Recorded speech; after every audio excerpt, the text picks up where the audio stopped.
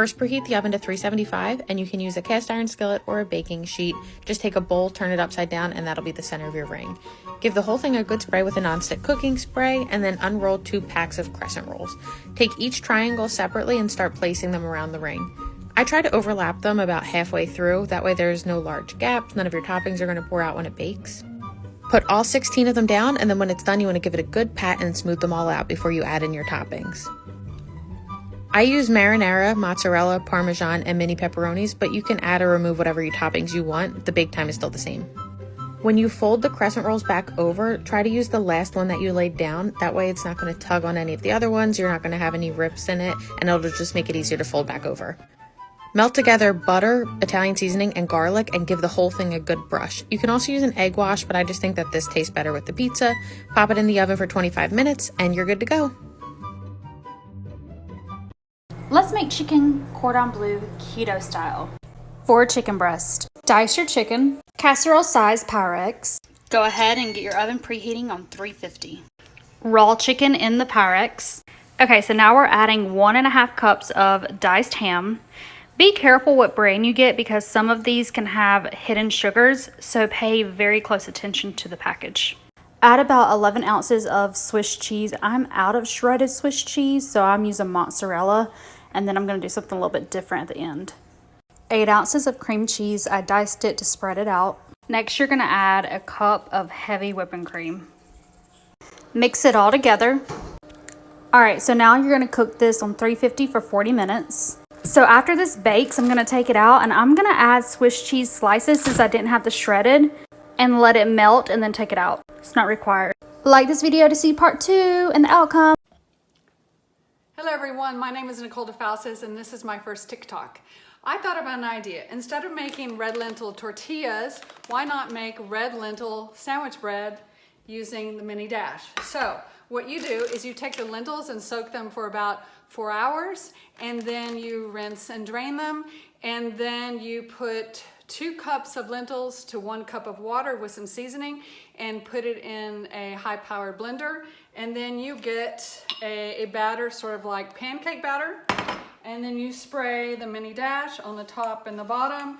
You have to spray both of it because there's no cheese. These have no flour, so they're gluten-free, and they have no cheese, they're also vegan. And then you're going to put 4 tablespoons of the batter in the dash, close the dash, and wait for about 5 or 6 minutes, and your product will look like this, great sandwich bread. Hi, Dr. J9 here, making your own homemade natural Gatorade drink. So this is a sports drink that is healthier without the sugar and with natural ingredients. So first you're going to get some high quality water. I have other posts on which water I'd like. And you're going to add in your magnesium. Now this is my favorite type of magnesium, which I've posted about before, magnesium bisglycinate. So 2 capsules of that, which is 950 milligrams of your magnesium. Now this is the best part. You're going to add some stevia drops, which is great for flavor and no sugar and that natural color. And here is the secret. We have some cream of tartar, so just a 1/4 teaspoon of that and a pinch of salt, any salt that you like. You're going to mix that up, and I'm telling you, this is the best Gatorade you will ever have. And there's no sugar, and it's delicious and great for being on the go. Yummy. Let's make Reibekuchen. Homemade German potato pancakes. Alright, 1 kilogram starchy potatoes. I'm using Mary's Piper. Coarsely grate all of the potatoes. Yes, I leave the peel on. The extra fiber is good for you. Add to a cheesecloth and squeeze out the liquid. Squeeze it, squeeze it, squeeze it. Let the excess water sit for 5 minutes. Then tip it out, but keep the potato starch at the bottom of the bowl. Coarsely grate 1 onion. Add the potatoes, the potato starch, the grated onion, 2 eggs, 3 tablespoons flour, and 1.5 teaspoons salt. Traditionally, these are made just like that, but I'm adding 20 grams dill and the zest of 1 lemon. Mix together. Heat some olive oil and butter in a pan. Add a spoonful of the mixture, then fry on each side until golden. Just like that. Remove to a paper towel while you fry the rest. Finally, serve with a dollop of homemade applesauce. Wunderbar. You ever tried flourless French toast sticks? Let me show you how I made these. You're gonna start by adding your eggs, your cream cheese, sweetener, vanilla, butter, and cinnamon. You're gonna blend and put your mixture into your baking dish. Bake at 350 degrees. And take a look at our French toast loaf. Now slice, and we're going to pan fry with a little butter. These turned out perfect. Now serve with a sugar-free syrup, powdered sweetener, and fresh strawberries. Tonight we're making California Club tacos. Eating great while losing weight. Reach out to me for some coaching and easy recipes. Cook 1 ounce of turkey bacon, 2 cups of romaine lettuce, a half a cup of cherry tomatoes. I like to use my kitchen shears to chop my bacon.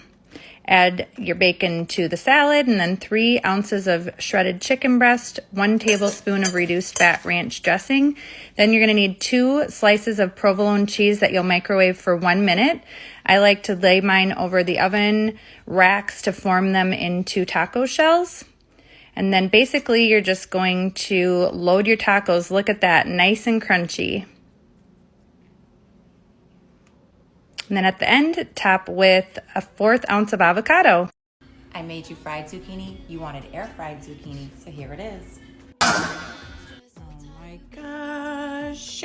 Cut off the ends, cut them lengthwise, then again, then again. You get this. Olive oil, toss, Tony's, sprinkle it. Oh my gosh, I'm almost out. Italian seasoning. Get some in. Black pepper. Toss it. Gorgeous. In they go. Sauce time. Let's check halfway through. Shake it. Here's what I used for my sauce. You get this. Now we're talking. So good, but this sauce is the business. Make it. This next one's for my Vietnamese people. If you've had ao plan sao dưa, then you'll recognize this dish. We're gonna start with the sauce in a small pot. Add oil. When it's warm, add the garlic, fry until fragrant. Next goes the lemongrass, Fresno chili. Continue to fry for another minute. Then add chicken stock, coconut cream, sugar, fish sauce, and cornstarch slurry. Stir on medium heat until it's thickened, then finish with our coriander. Adjust the seasoning and let it vibe on the side. For the scallop, season with salt. Add oil to a hot pan. When it's smoking, add your scallops here for a minute. Flip, then baste with butter. Remove and plate.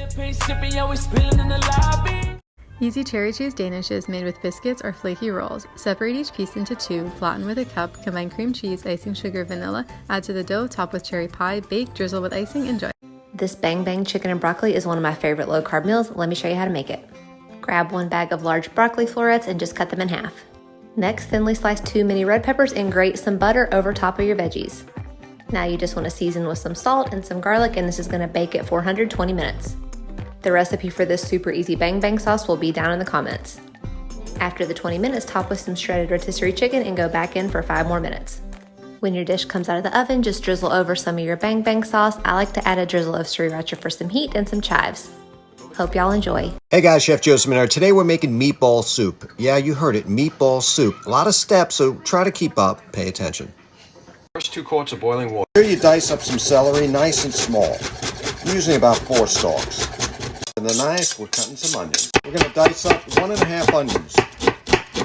Smash the garlic. Done. Shred 1 carrot. Dice everything in the boiling water. Man, this is starting to smell good already. 1 cup of grated cheese, 1 pound of chopped meat, a cup of breadcrumbs, 2 eggs, salt, pepper, and a little oregano. You can sit here and roll these one at a time or take a scoop. Go right out. They go right in the boiling water. Let this cook for 25 minutes. Throw in a pinch of fresh dill. We are finished. Little king of cheese, Locatelli Romano on top of that baby. That's what I'm talking about. No rules in cooking, my friends. Taste this. These are ice cream cone cupcakes. They're cupcakes baked in an ice cream cone that look like soft serve. And they're so easy to make. Start out by making your favorite cake recipe. Honestly, you can just use a box. I won't judge. To your face. Then take a bunch of ice cream cones and then place them into a mini muffin tin. Fill them up halfway with the cake batter and then bake at 350 according to the recipe. I used chocolate and vanilla frosting. To get this swirl effect, I filled up a piping bag halfway with vanilla and chocolate frosting. The last thing to do is decorate with a swirl of frosting and enjoy the best cupcakes. Here's another recipe for our cookout: macaroni salad.